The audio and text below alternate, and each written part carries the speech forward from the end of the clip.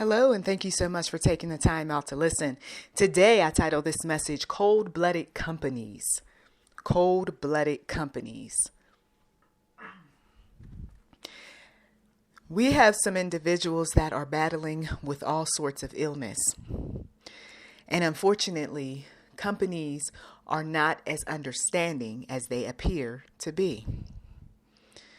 We have words that float around, such as essential, important, and of course phrases like, the customer needs you. We are here for the customer. Support our troops.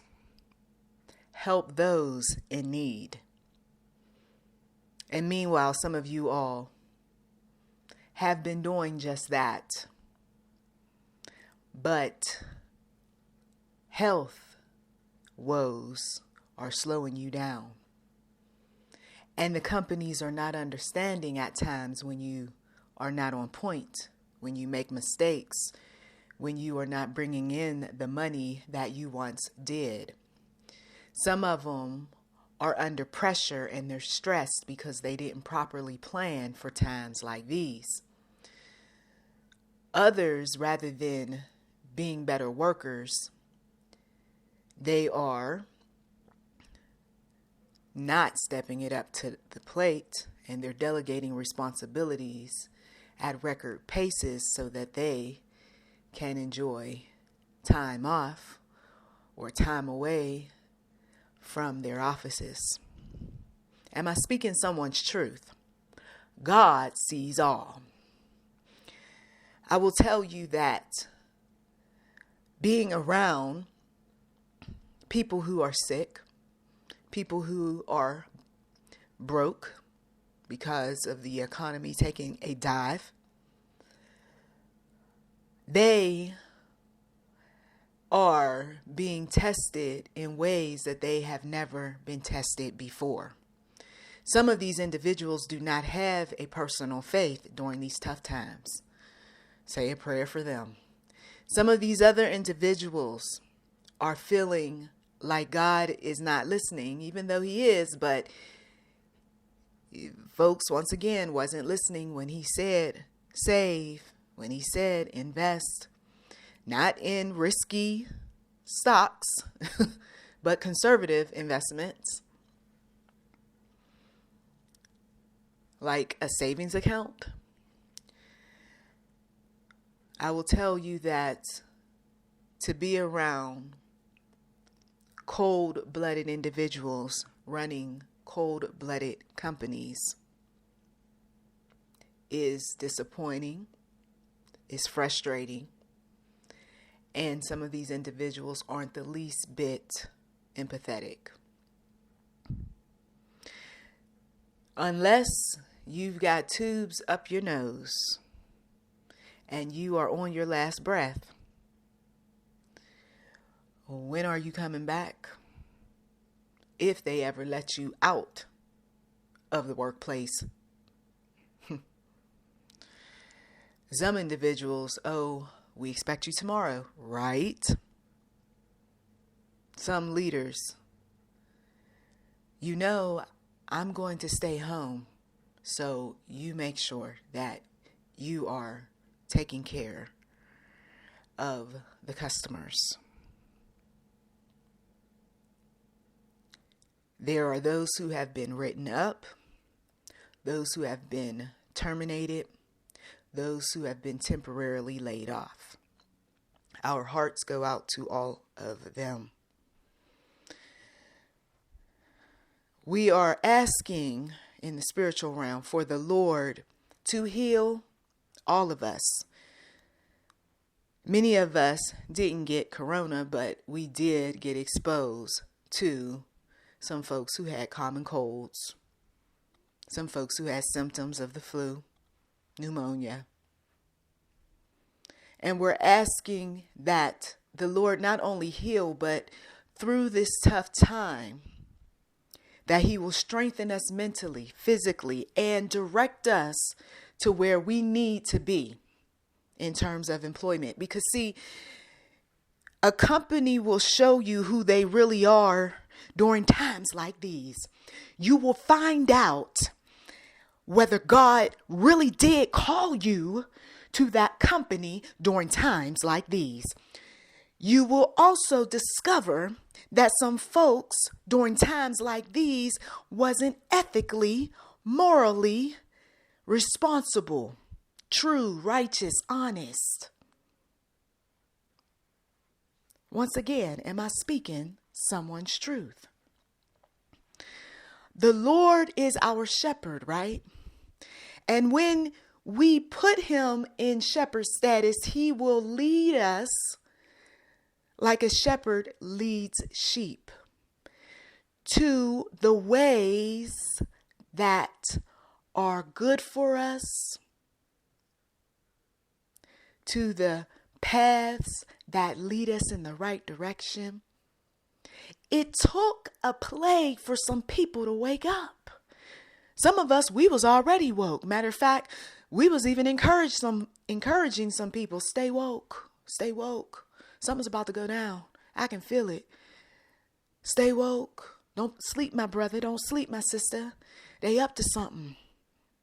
You see? Cold-blooded companies are going to figure out some ways to rebound from their losses. Cold-blooded companies are going to figure out a way to save money, make more money, redirect money. And if you got some money locked up or locked into a system that you know has been showing some corruption, a downfall, this is your time to remove that money. You might as well save what little bit you got left. As we continue on down another journey with the one true God, where the roads are bumpy and where we've got to watch our backs and we've got to definitely stay well, isn't that the common phrase these days? We've also got to be proactive in educating some individuals on what they can do, if you are still blessed to have a job, on what they can do to be more effective in bringing about money to an organization. They may not have listened to your ideas before all this happened, but now that there's loss, they're open to hearing your suggestions. They're open to implementing what you tell them. This is the green light for somebody to draft up the memo, the report, or to sit down with a business owner and tell them, this is how you can rebound. Let the Lord lead you to speak the words that you're supposed to say. And some of you others who you were quick to jump into a business, quick to give your money, thinking that things was going to always be, you just got a wake-up call. And it's time for you to do something different. Don't shoot the messenger. Don't argue with the people who's telling you the truth about that company. I told you that company was no good. I told you that company don't care about people. I told you that that company could care less. I told you, don't argue with folks like that. When God shows you something about a group, about an establishment, believe it. Some of these companies are in bed with the devil. God doesn't want his people to work for some of these companies. Some of you all, you were called for a time to be there, but then they didn't appreciate you, didn't respect you, was talking negative behind your back, was thinking that you was going to be a servant to them, and they were going to use you, and then lo and behold, the tables got turned. And now somebody's using them, and somebody's disrespecting them, and somebody's lying to them, and somebody doesn't care about them being ill. Don't try to save people who's getting a butt whipping through this storm. Come on. Don't try to be that one defending individuals who very much deserve to lose the money. They very much deserve to shut down the business. Their products was too expensive anyway. Lord Jesus. And it's interesting how there will be those businesses that will rise up and offer fair pricing. Come on.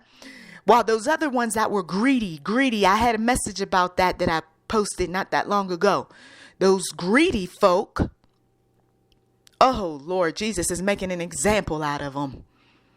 Some folks through this storm, they're actually going to lose some weight.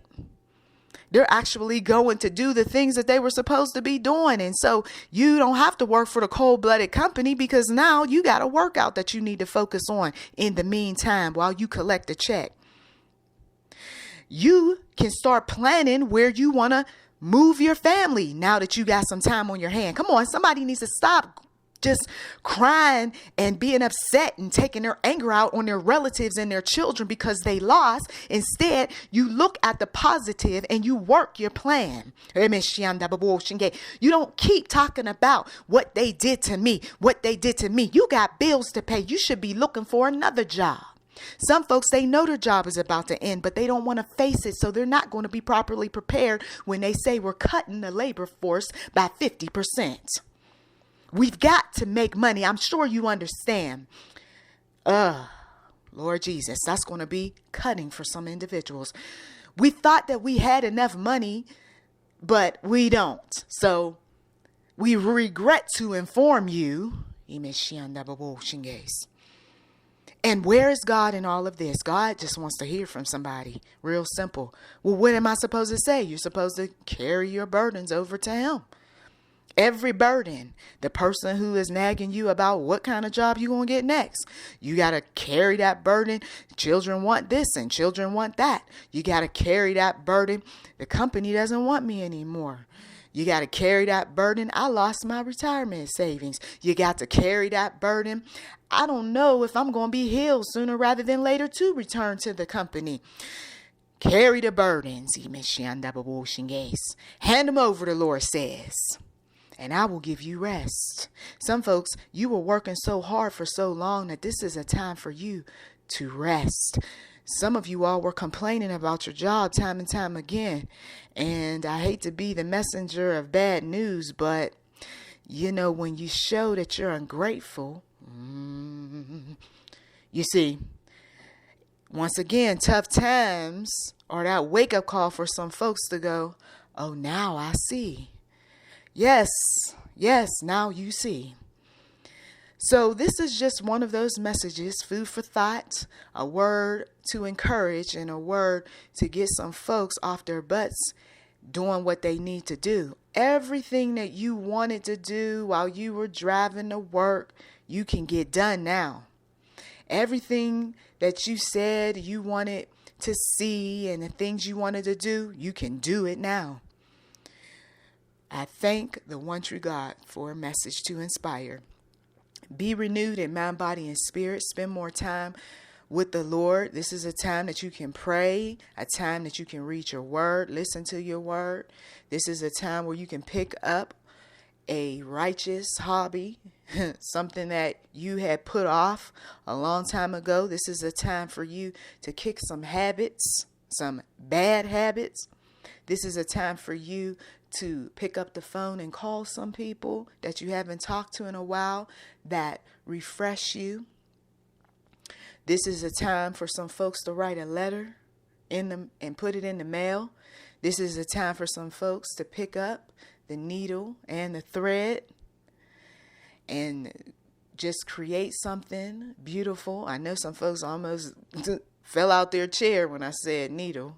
I'm not talking about that other needle, Lord Jesus, but needle and thread, various crafts that people were trying to get done because they've got these upcoming events that might even be canceled. So there's always next year, and you could have a very good stock ready to sell at the next event. Whatever that product might be, that is, of course, moral, righteous, something that God wouldn't send you to hell for. But I thank you, as always, for taking time out of your busy schedule to listen. If you feel so moved to give, you are welcome to do so, and blessings to you. And I also would like to mention that those who would like to send a private email to me rather than leave something in comments, you're welcome to do that. NichollMcGuire@gmail.com. Anything that's disrespectful, challenging, or just has just a negativity about it that is nothing more than the enemy at work, those letters are deleted, and those comments, when found, are also deleted. So please keep that in mind. Well, thank you as always. Blessings to you.